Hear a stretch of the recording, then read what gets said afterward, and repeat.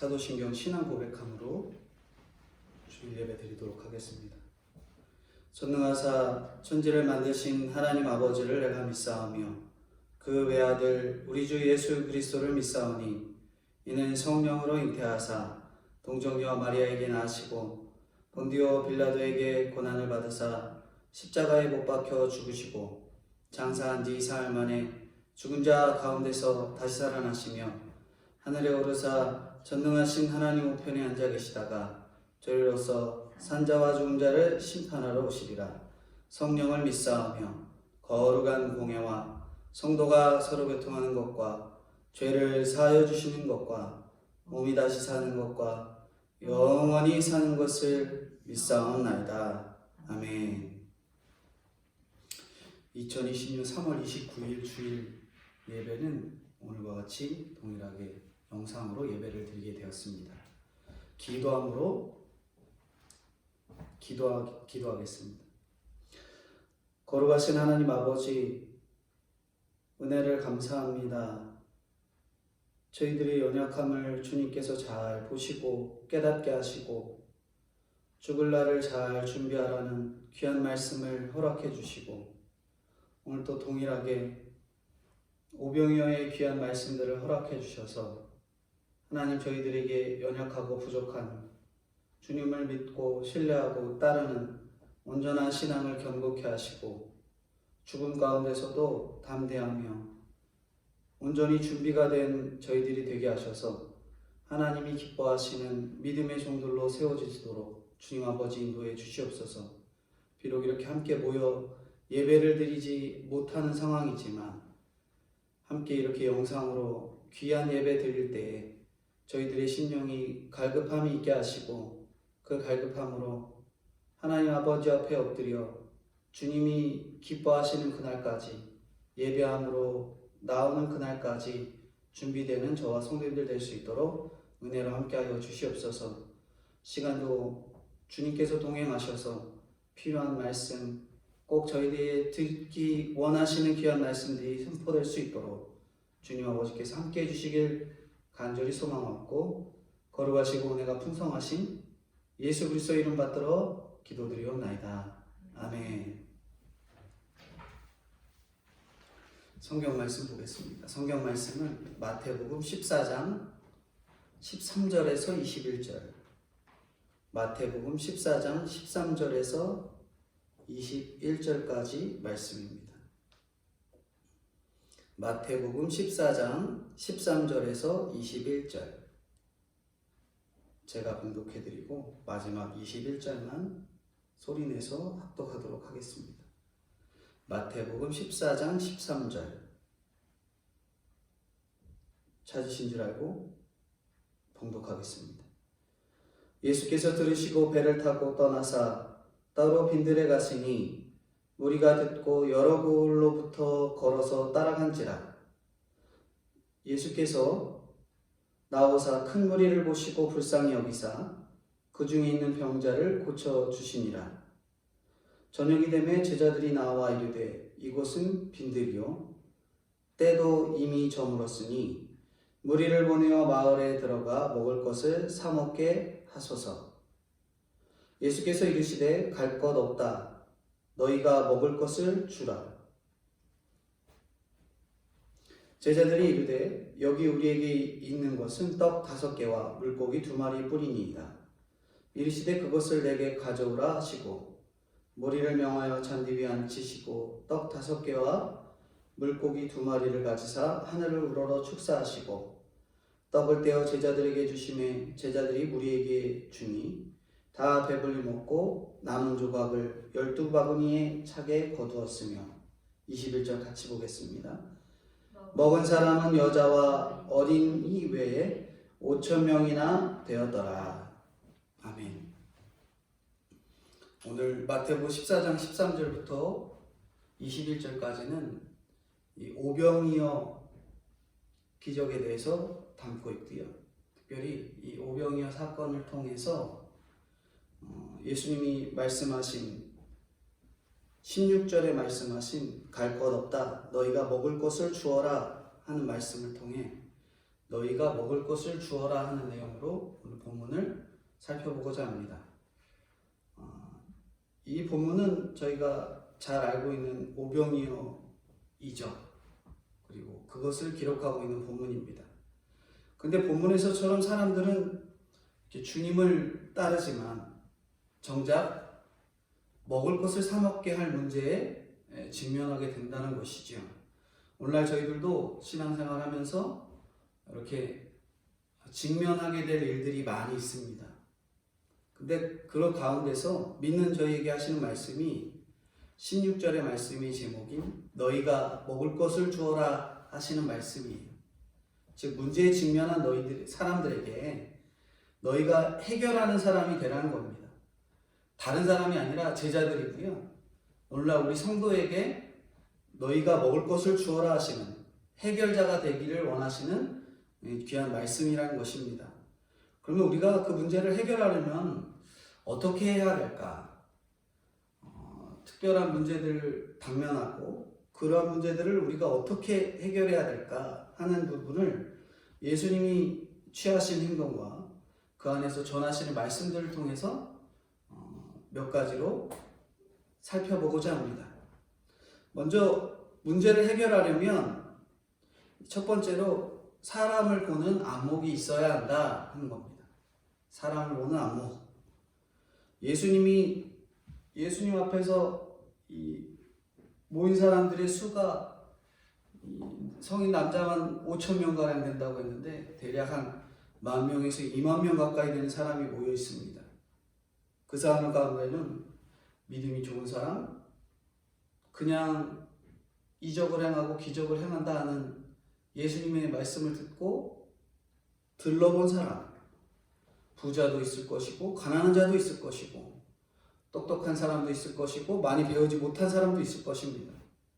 건강한 사람이 있는 반면 병들어 힘들어하는 사람들이 있겠죠. 근데 이들은 어떻게 예수님이 이들을 분류하셨는가?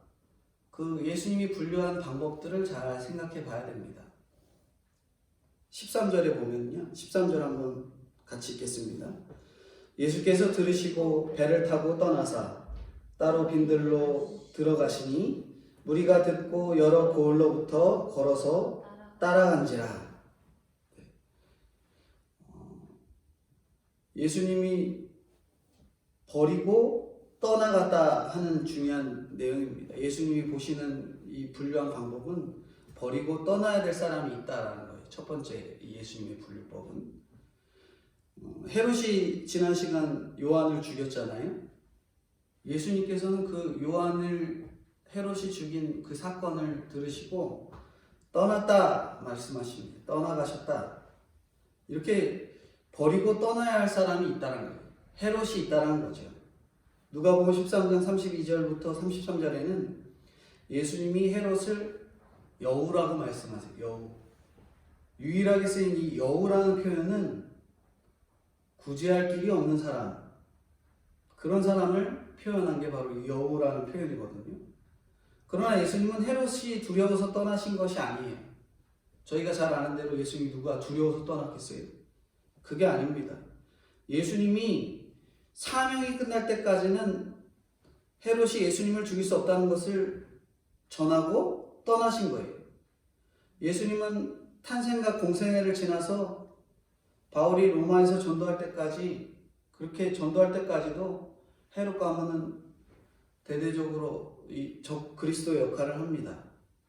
바벨론의 이 느부갓네살부터 로마의 네로에 이르기까지 통치자들은 항상 이 그리스도를 대적하죠. 왜 그러냐면 권력자들은 권력을 쥐기 위해서 수많은 전쟁과 피 흘림의 과정들을 치르면서 그 자리에 올라갑니다. 근데 예수님은 가진 자나 안 가진 자나, 귀신 들린 자나 병 들린 자나 똑같이 여기라고 하시는 그 말이 이 권력을 가진 자들의 입장에서 보면 얼마나 듣기가 싫어요. 우리가 지위권세 다 가지고 예수님 믿고 싶은데 인간이 완전히 100% 죄인인지라 이런 본성을 넘어서는 것이 정말로 어렵다라는 것이죠. 그래서 주님도 떠나실 수밖에 없는 사람이 있습니다. 헤롯이 주님을 거부한 것 같지만 주님이 헤롯을 버린 거죠. 애정이 있어야 싸움도 하는데 이제 주님은 회개의 기회를 놓친 헤롯에게 등을 돌리신 것입니다. 살고 싶은 대로 살라고 내버려 두는 것이 이 버리는 거예요. 지금 우리 부모님이, 우리 배우자가, 자녀가, 친구가 옆에서 잔소리하면서 야 교회 가봐라, 말씀 봐라, 기도해라. 그것은 애정이 있기 때문에 잔소리하는 거예요. 애정 없으면 그런 잔소리도 하지 않습니다. 그게 지겨워서 떠나면 멸망밖에 없는 거예요. 듣기 싫어서 그 소리 하는 사람 떠나면 결국 말씀 없는 대로 갈 수밖에 없는 거예요. 그러니까 싸우지 않고 아무 소리 안 하면 우리가 누군가 날 버리는구나, 나한테 이런 소리 안 하면 버리는 줄 아는구나, 울어주고 권해주고 말해주고 할 때가 가장 행복한 때인 줄 알아야 되는 것입니다. 그렇게 주님께서는 버리고 떠나야 할 사람이 있다 말씀합니다. 반면에 이 버리고 떠나야 될 사람 말고 또 다른 사람들이 있는데 불쌍히 여기고 고쳐야 될 사람이 있다 말합니다. 불쌍히 여기고 고쳐줘야 될 사람. 수많은 이적과 기사를 보이면서도 예수님께서 빈들로 가셨잖아요. 근데 거기까지 주님을 쫓아와요. 근데 주님께서 구원을 위한 일이 최고임을 보여주십니다. 너무 힘드니까 좀 쉬어야 되겠다 하시면서 쉬는 게 아니라 아버지께서 일하시니 나도 일한다 하시면서 구원을 위한 일을 해가시는 것이 바로 예수님께서 가장 큰 안식이었던 거예요. 14절인데요. 14절 같이 읽어보겠습니다. 예수께서 나오사 큰 무리를 보시고 불쌍히 여기사 그 중에 있는 병자를 고쳐주시니라. 고쳐줬다 이렇게 말하죠.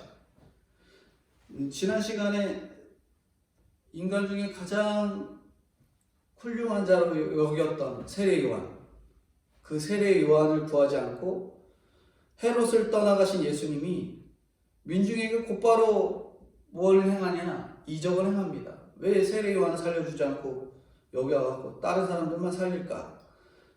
세례 요한에게는 그에 필요한 합당한 임무가 있었고 그에 합당한 일을 마치고 돌아가게 주님께서는 두셨던 거예요. 그리고 곧바로 오늘 이 민중에게, 사람들에게 기적을 행합니다. 사람들이 보기에는 헤롯 피해서 도망간 것처럼 보여도 세례 요한을 살릴 수 있는 능력이 없는 것 같아 보여도 그래도 예수님이 그 모든 것을 하실 수 있는 분이다라는 것을 바로 보여주시는 거예요. 이 성경이 굉장히 중요하고도 미묘한 차이 그리고 중요한 사실들을 분명하게 말씀해 주세요. 왜 헤롯이 세례 요한을 죽게 내버려뒀을까? 그러한 생각들을 사람들이 갖게 될 줄 분명히 주님이 아시고 그에 합당한 말들을, 그에 합당한 성경의 구절들을 그에 바로 이어서 표현해 주고 계신 거예요. 예수님이 충분히 하실 수도 있지만 그럼에도 불구하고 주님은 주님의 일들을 행해 나가고 계시다라는 것을 보여주고 계시죠. 그리고 세 문제를 던지십니다. 바로 불쌍히 여기시는 사역을 우리에게 보여주시는 거예요. 불쌍히 여긴다는 것은 창자가 끊어질 듯 아파한다라는 뜻입니다. 누군가를 위해 창자가 끊어질 듯 아파해 보셨습니까? 다른 표현으로는 그 표현을 할 수가 없는 것 같아요. 오로지 부모가 자녀의 그 엄청난 고통 가운데 있는 모습을 볼 때마다 창자가 끊어질 듯 아파한다라고 짐작하시면 되겠습니다. 하나님이 우리를 귀한 자녀 삼아주셨는데 그 자녀들로서 얼마나 주님의 뜻을 거스리고 주님 앞에 합당히 서지 않는 모습을 보면서 주님이 얼마나 고통스럽고 안타까워 하시겠어요. 복음을 전하는 일, 바닥에는 믿지 않는 그들을 향해서 불쌍히 여기는 마음이 있어야 한다는 것입니다. 우리를 향해 불쌍히 여기는 마음, 그것이 있었기 때문에 오늘날 저희들에게 복음이 전달되는 놀라운 은혜들이 있었던 겁니다. 무리가 착해서 그런 게 아니라 배고팠기 때문에 이렇게 먹이신 거예요. 아무런 조건 없이 영육간에 배고파하면 주님께서 무조건 먹여주십니다. 헤롯과 세례 요한은 모두 학벌과 문벌이 좋았잖아요. 세례 요한은 대제사장의 집안으로 의롭기까지 했어요. 헤롯이나 세례 요한 같은 대단한 사람과 교제했다라는 것이 예수님을 빛내줄 수도 있습니다. 그러나 예수님의 결론은 목자 없는 무리를 불쌍히 여기시는, 긍휼히 여기시는 사역이었어요. 큰 무리 중에서도 예수님의 손길이 닿는 사람은 병자입니다. 병자부터 이렇게 예수님의 손길이 닿아요. 우리 인생 결론이 그렇게 되기를 바라야 됩니다. 나의 모든 학력, 권세, 소유를, 그리고 가족, 불쌍한 사람을 위해서 나아가야 되는 겁니다.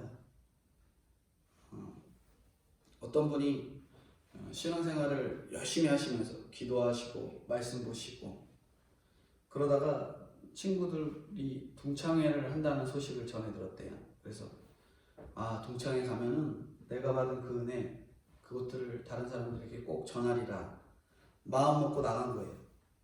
나갔는데 이야기를 하다 보니까 한 친구가 정말 좋은 집에, 그리고 정말 좋은 차에, 그리고 말 잘 듣고 공부 잘하는 자녀에, 그런데 자랑을 막 늘어놓는 거예요. 근데 계속 듣다 보니까 속으로 어떤 마음이 드냐면, 나는 쟤보다 좋지 못한 차에, 말도 안 듣는 자녀에, 나는 저는 차 타고 다니는데 감지덕지인데 저 친구는 저렇게 잘 살고 있고 넉넉하게 살아가고 있고, 그 이야기를 계속 듣다 보니까 점점 인간적인 마음이 들어와서 주눅이 들어서 자기 스스로 복음을 전하는 일들을 잊어버렸다는 거죠. 아무리 잘 나가도 우리가 예수님 없으면 불쌍한 사람이잖아요. 그렇죠? 근데 우리는 간혹 이 세상적인 것에 눈이 이렇게 돌아가서 예수님이 없는 것은 두 번째가 되고 세 번째가 되어서 정작 예수님 없는 것보다 이 차가 없고 집이 없고 말 잘 듣는 자녀가 없어서 눈치 보는 그런 사람이 되고 맙니다. 우리가 예수님 없으면 불쌍한 사람이 되어야 돼요. 그리고 그것이 제일 먼저 전달되고 예수님이 없으니까 가장 안타까운 것이다 라고 전달할 수 있어야 됩니다. 근데 우리가 말씀을 들어도 우리의 가치관이 계속 바뀌지 않으니까 늘 옷과 집과 차에 그렇게 눈이 가려지는 거예요. 그리스도를 모르는 사람이 가장 불편한 사람입니다. 많이 배웠든 못 배웠든, 소유가 넉넉하든 못하든 하나님을 떠난 인생이 불쌍한 사람들이라는 거예요. 그들을 찾아가서 영적으로 육적으로 먹이는 것이 예수님을 따르는 제자의 삶인 것입니다. 세 번째 어떤 사람이 있냐면 예수님께서 이 고침이 필요한 사람이 있다 말합니다. 14절에 보면은 몸이 병들고 마음이 병들어 고침이 필요한 사람이 있습니다. 예수님은 큰 무리 중에서도 고침이 필요한 사람들을 보는 그런 안목이 있으셨어요. 외적인 것에 주눅들지 않고 구원받지 못한 사람들을 불쌍히 여기게 되면 그 중에 고침이 필요한 사람들이 보이게 되는 거예요. 어떤 아픔이 있어서 어떠한 처방을 가지고 다가가야 될지 지혜가 생기는 겁니다. 우리가 무슨 전문적으로 정신과 상담을 하라는 게 아니에요. 그런 얘기가 아닙니다. 내가 그냥 말씀 듣고 깨달은 은혜를 받고 살아난 그 말씀, 내 고난을 해석해준 말씀을 가지고 다른 사람, 아픈 사람들을 찾아가면 되는 겁니다. 그리고 그들을 말씀으로 위로해주고 고쳐주면 되는 거예요. 예수님이 친히 고쳐주셨지만 우리는 말씀으로 깨달은 나의 이 놀라운 변화된 그 말씀들을 전함으로 그들이 고침이 필요하고 말씀을 통해서 돌아오게 되는 놀라운 그런 사람들 가운데 찾아가게 되는 것입니다. 이게 바로 첫 번째로 예수님께서 사람을 보는 안목 가운데 그들에게 떠나야 될 사람, 불쌍히 여기 고쳐둬야 될 사람, 그리고 고침이 필요한 사람들을 향해서 예수님이 찾아가신 거예요. 근데 이렇게 주님께서 찾아갔어요. 찾아갔는데 제자들이 당장 많은 사람들이 먹을 것이 없으니 제자들의 대안은 무엇일까? 두 번째로 말씀하는 것이 제자들의 대안입니다. 제자들의 대안. 15절인데요. 15절 같이 읽겠습니다. 저녁이 되매 제자들이 나와 이르되 이곳은 빈들이요 때도 이미 저물었으니 무리를 보내어 마을에 들어가 먹을 것을 사 먹게 하소서. 제자들의 말의 표현을 잘 집중해서 보셔야 됩니다. 이곳은 빈들이고 때도 이미 저물었고 무리를 보내어 마을에 들어가 먹을 것을 사 먹게 하소서. 이렇게 표현합니다. 안 되는 것. 이것이 빈들입니다. 때는 저물었습니다. 먹을 것이 없는 것부터 말하고 있는 거예요. 근데 그들 향해서 16절, 17절 예수님께서 하시는 말씀입니다. 16, 17 같이 읽겠습니다. 예수께서 이르시되 갈 곳 없다. 너희가 먹을 것을 주어라. 제자들이 이르되 여기 우리에게 있는 것은 떡 5개와 물고기 2마리 뿐이니이다. 구약에서 이미 모세가 만나를 주고 엘리사가 보리떡 20개로 많은 이적들을 보였는데 그 모세와 엘리사보다 더 위대하신 예수님이 내 앞에 계신데도 이들은 잘 되는 것부터 수많은 사람이 잘 따라와서 이렇게 은혜를 받습니다. 그런 얘기가 아니라 안 되는 것부터 얘기해요. 안 되는 것부터. 광풍을 이기고 귀신을 쫓아내고 눈앞에 그 능력들을 보았던 그 제자들이잖아요. 그 기이한 말씀을 듣고도 예수님의 변화산에 계신 동안 산 아래서 그들은 뭐 했어요? 제자들은 귀신 들린 자 하나 고쳤어요? 못 고쳤어요? 못 고쳤죠.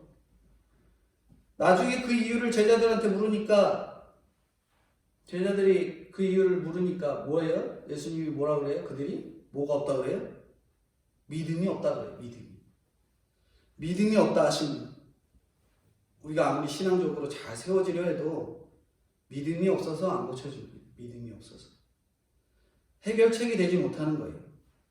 제자들은 합당한 이유를 여러 가지로 이야기하면서 줄 수 없다 말합니다. 그럼 가갖고 로마 가서 구걸해야 되고 헤롯한테 가서 도와달라 해야 되고 마을로 가서 돈 주고 사 먹어야 되고 제자들은 예수님과 똑같은 빈들과 석양 배고픈 군중을 보았지만 해결책을 제시하지 못하는 거예요. 해결책이 없다는 거예요. 해결책. 그냥 부족하고 어렵고 힘든 그 상황들만 눈에 보이기 시작한 겁니다. 현실 파악 없이 무조건 믿는 것은 미신인 거예요. 현실만 보고 믿는 것은 상식이죠. 예수를 믿는다는 것은 미신과 상식을 초월하는 일입니다. 그렇죠? 이게 저는 너무 이게 와닿던 표현인데 예수님을 믿는다는 것은 미신이랑 상식을 넘어서는 겁니다. 넘어서는 거.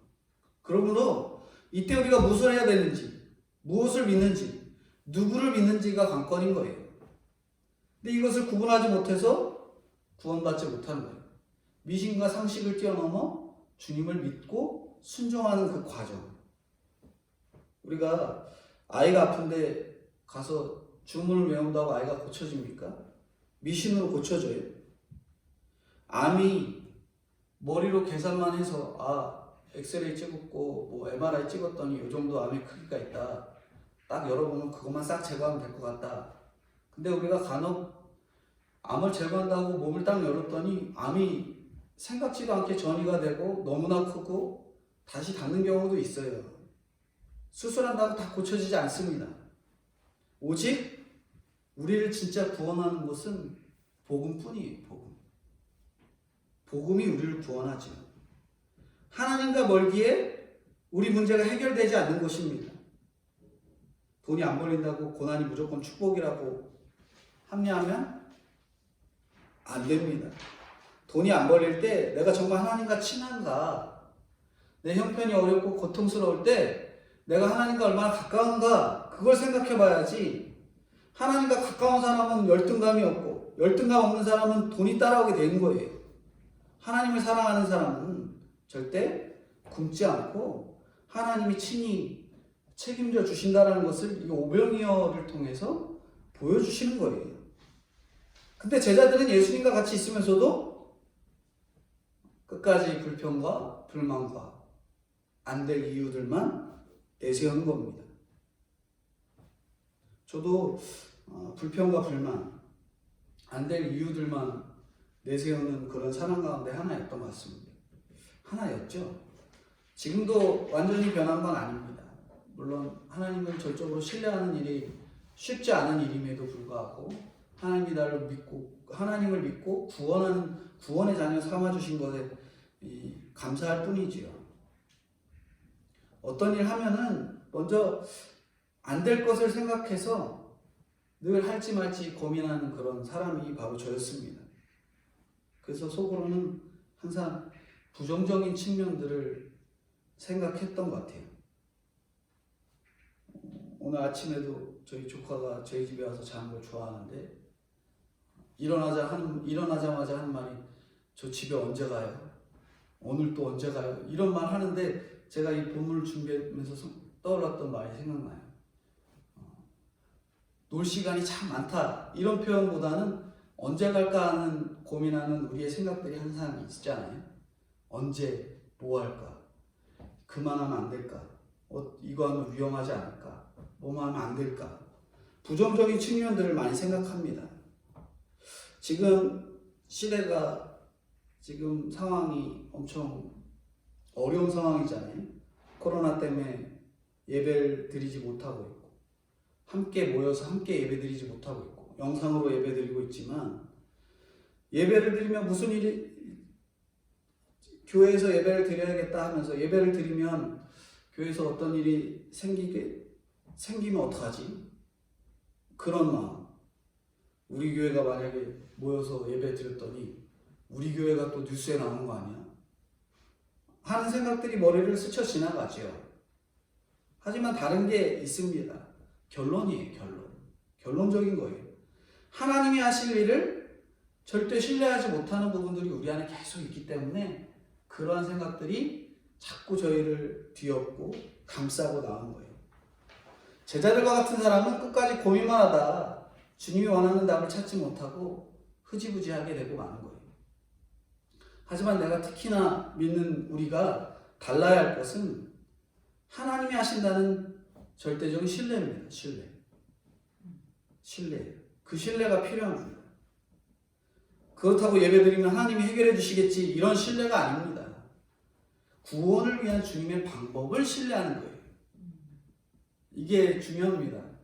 그냥 예배드리면 해결해 주겠지 이게 답안이 아니라 구원을 위한 주님의 방법, 예배를 드리든 안 드리든 하나님이 한 영혼을 구원케 하시는 그 구원의 방법을 우리가 믿고 나가야 되는 거예요.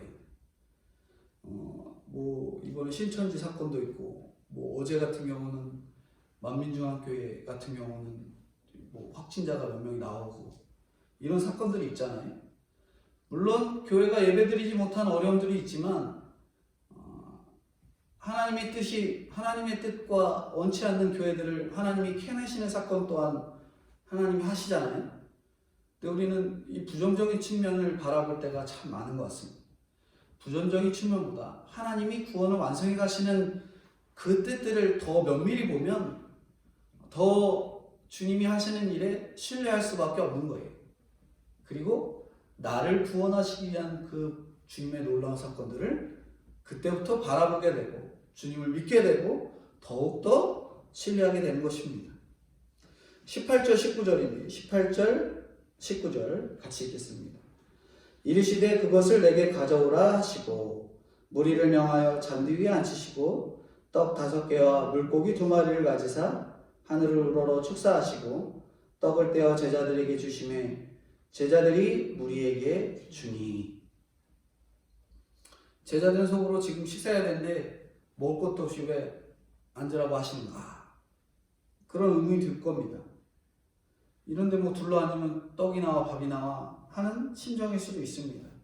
하지만 우리가 믿는 주님은 분석하는 주님이 아니라 순종하는 주님, 순종하는 제자. 그러니까 주님이 우리에게 원하는 것이 분석하고 생각하고 고민하고 판단하는 그런 제자가 아니라 주님이 하시는 말씀에 순종하는 제자를 원하십니다.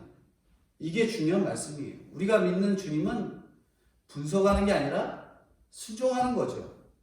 예수님이 가져오라 하시면 부족해도 가져가면 되고, 예수님이 명령하시니 잔디 위에 앉으면 되는 겁니다. 그 다음 하시는 것은 주님이 하시는 거예요. 예배 드리라 하면 예배 드리면 됩니다. 그 다음 주님께 순종하면 되는 거예요. 신뢰하면 되는 거예요. 물론 예배를 위한 준비가 뭐 경기도에서 이렇게 나온 지침에 따라서 예배 드려야지, 예배 우리 평소 때들은 그냥 드릴 거예요. 그냥 앉던 대로 앉고 마스크도 안 하고 뭐 준비도 안 하고 그렇게 하는 건 아닙니다.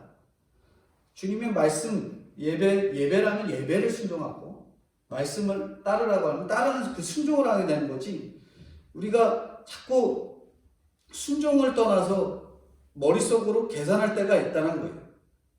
지금 내가 할 일에 최소한의 순종을 함으로써 우리가, 우리 나라가, 오늘 우리 교회가, 오늘 우리 가정이, 그리고 나의 자녀가 살아나는 거예요. 그게 바로 주님을 쫓고 따르는 저희들의 태도라는 거예요. 두 번째가 제자들의 대안은 그렇게 주님을 신뢰하지 못하는 거예요. 신뢰가 없으니 이런 대안밖에 나오지 않는 거예요. 뭐 어디로 갑니까? 사목으로 갑니까? 이하는 대화밖에 나오지 않습니다. 주님을 믿는 신뢰가 필요함을 제자들의 대안을 통해서 다시 한 번 더 말씀해 주는 거예요. 우리가 주님을 신뢰해야 됩니다. 믿고 따라야 되는 겁니다. 근데 그렇게 제자들의 대안 가운데서도 예수님께서는 19절에 예수님의 대안을 말씀해 주십니다. 19절 뭐라고 아까 같이 읽었죠. 같이 한번 다시 읽어보겠습니다. 무리를 명하여 잔디 위에 앉히시고 떡 5개와 물고기 2마리를 가지사 하늘으로 축사하시고 떡을 떼어 제자들에게 주심에 제자들이 무리에게 주니. 예수님의 대안은 첫 번째로 배고픈 무리를 위해서 감사하시는 일이에요. 축사하셨다 그러죠. 하나님께 감사하고 찬양하는 일을 하셨다라는 겁니다. 떡 5개 그리고 물고기 2마리 갖고 왔더니 주님이 하신 일은 감사하신 거예요. 그간 보고 들은 게 안타까울 정도로 부정적인 눈으로 바라보던 제자들의 불신앙도 불쌍히 여기시면서 보리떡 5개와 물고기 2마리를 가져온 아이의 순종도 보시는 주님입니다. 그래도 제자들이 주님 곁에 꼭 붙어 있으니까 제자들한테 시켜요. 가져오라고. 이것이 복입니다. 주님 곁에 붙어 있으면 믿음 없어 보여도, 형편없어 보여도 주님이 말씀을 통해 순종의 길을 열게 하시는 거예요. 제자들이 앉는다던 떡 5개, 물고기 2마리, 그것이 바로 오병이어의 시작입니다. 누군가의 최소한의 순종에 축사하시는 예수님이에요. 우리의 그 최소한의 순종을 주님께서 바라십니다. 이 작은 것으로도 일하신 선하신 하나님을 신뢰하셔야 되는 거예요. 우리가 칠흑같이 어두운 밤, 빈들과 같은 환경에서도 우리가 감사할 것이 있는 거예요. 오늘 코로나라는 이 환경 가운데서도 우리가 감사할 것이 있습니다. 문제가 해결되지 않아도 예수님처럼 미리 감사할 줄 알아야 되는 거예요. 얼마나 감사해요? 지금 얼마나 감사하고 계십니까? 집에서 예배 드리시면서 얼마나 감사하고 계세요? 내가 예배를 그동안 얼마나 사모하지 못했는지, 이렇게라도 예배 드릴 수 있는 것에 감사할 뿐이지요. 이 감사가 나와야 돼요. 우리가 가진 오병이어가 무엇입니까? 잘 사는 것 같지만 약해 보이는 저희 나라, 아무리 다녀도 인정받지 못하는 나의 직장, 아픈 배우자, 말 안 듣고 공부 못하는 나의 자녀, 도저히 안 된다고 하는 거기에서 감사하면 하나님께서 시작하시는 거예요. 대체 왜 나는 집이 없고 돈도 없고 복도 지질이 없고 하면서 불평하고 있는가? 없는 가운데서도 건강한 것 하나, 예수님 믿게 된 것 하나에 감사할 줄 아는 우리가 되어야 된다는 거죠. 안 되는 사람의 특징은 다른 게 없습니다. 감사가 없다라는 거죠. 우리에게 감사할 조건이 얼마나 많은지 날마다 찾아서 감사할 때 주님이 우리를 통해서 주님의 일을 시작해 가시는 겁니다. 제자들도 그렇게 안 되는 것, 이렇습니다, 저렇습니다. 불평과 어려운 형편 가운데 나아가려 했지만 주님께서 최소한의 순종하는 제자들에게 그 오병이어의 사건들, 오병이어의 기적들을 그들에게 친히 보이시는 놀라운 일들을 하셨던 거예요. 그게 바로 예수님의 대안입니다. 감사하는 거예요. 감사할 때 그 일들을 최소한으로 감사할 때라도 주님께서 그 일들을 시작해 가십니다. 두 번째 예수님의 해결책은 믿음으로 행하는 거예요. 하나님 원하시는 일이기 때문에 우리는 행하는 거예요. 예수님이 떡을 떼서 제자들에게 나눠주라 명하십니다. 믿음의 교회가 하나가 되면 나눠줄 것만 있는 우리의 믿음의 인생이 되는 거예요. 예수님은 오병이어를 나눠주기 위해서 조그만 그룹으로 안 치시잖아요. 오병이어가 그저 외적인 음식 같지만 거기에 내적인 의미를 보기를 원하시는 거예요. 기적을 베푸시기 전에 너희가 하나가 되라고 하는 겁니다. 교회가 연합하면 나눠줄 것만 있는 인생이 되는 거예요.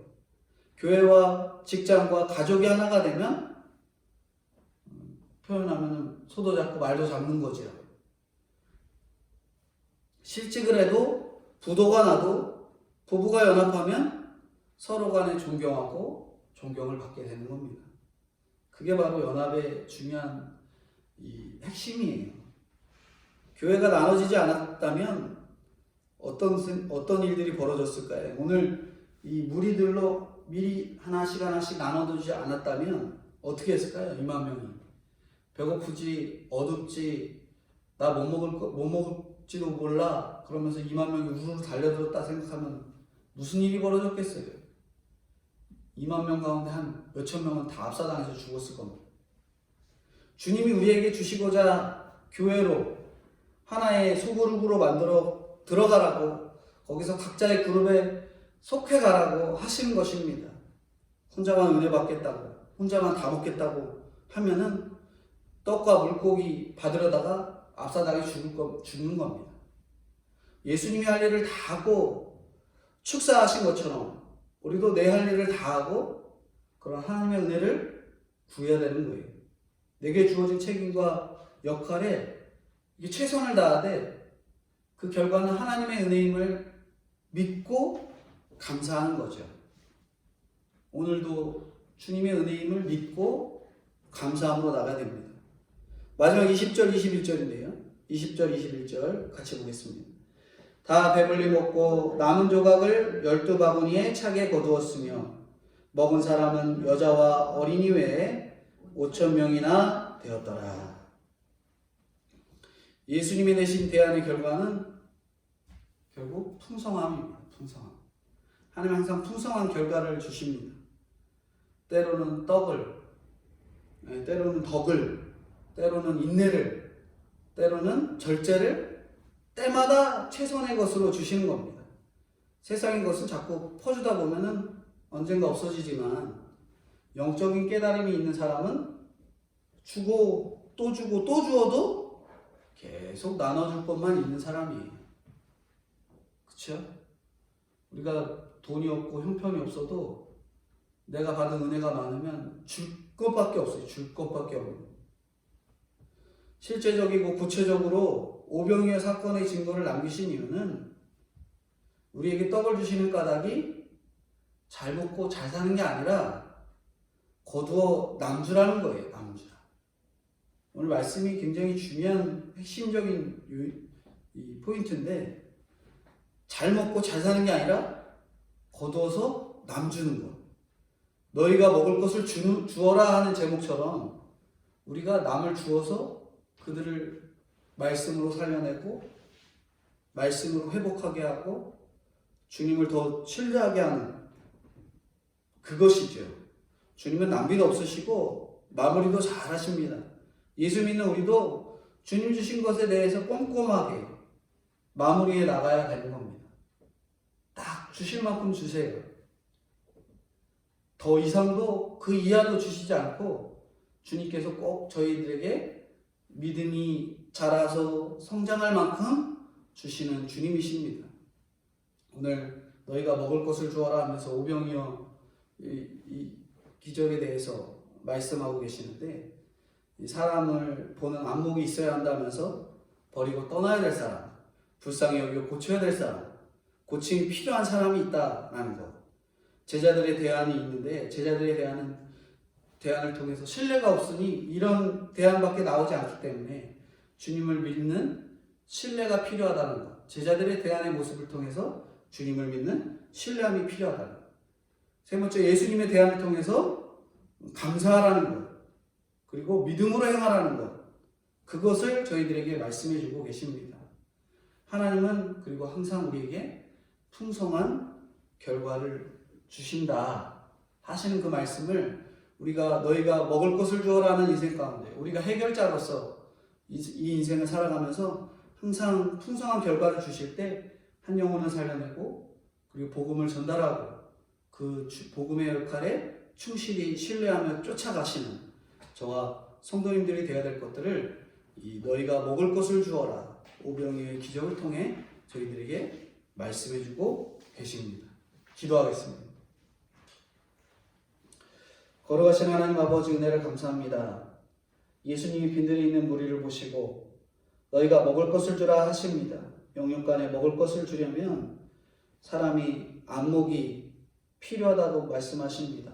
버리고 떠날 사람, 불쌍히 여길 사람, 먹여야 할 사람, 고쳐야 할 사람, 말씀의 눈으로 잘 분별해내는 저희가 될 수 있도록 주님 은혜로 함께하여 주시고 인도해 주옵소서.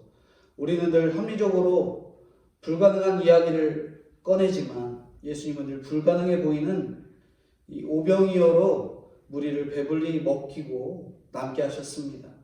말씀으로 남겨 사람을 살려내는 믿음의 성도의 삶을 살아가도록 저희들에게 은혜를 더해 주시고 인도해 주옵소서.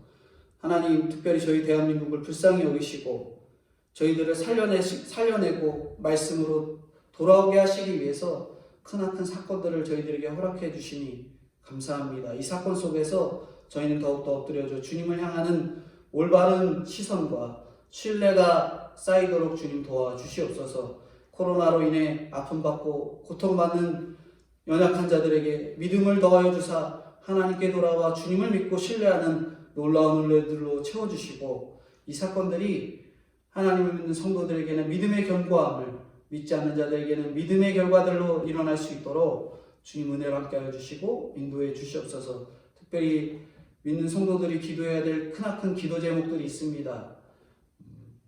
차별금지법과 낙태법이 통과되지 않도록 주님 은혜로 함께하여 주셔서 하나님이 기뻐하시지 않는 세상의 법들이 제정되지 않게 하시고 특별히 복음에 합당하지 않은 것들이 이 땅 가운데 제정되지 않도록 주님 은혜로 붙들어 주시고 인도해 주시옵소서.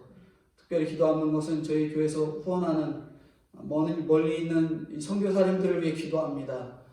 불쌍히 여겨주셔서 열악하고 안타까운 환경 가운데서도 건강 지켜주시고 그곳 가운데서 해야 될 복음의 일들, 선교의 일들에 어려움 없도록 주님 은혜로 함께하여 주시고 인도해 주시옵소서. 특별히 4월 달에 있는 총선을 주님께서 불쌍히 여겨주셔서 하나님께서 기뻐하시는 하나님의 일꾼들이 뽑혀 하나님 복음을 가리는 일들이 세워지지 않도록 특별히 하나님의 귀한 일꾼들이 세워져서 복음의 일들만 세워나가는 하나님의 일꾼들이 세워져 이 총선이 하나님께서 기뻐하시는 선거가 되도록 주님 은혜로 함께하여 주시고 인도해 주시옵소서. 감사드리옵고 예수 그리스도의 이름 받도록 기도드리옵나이다. 아멘.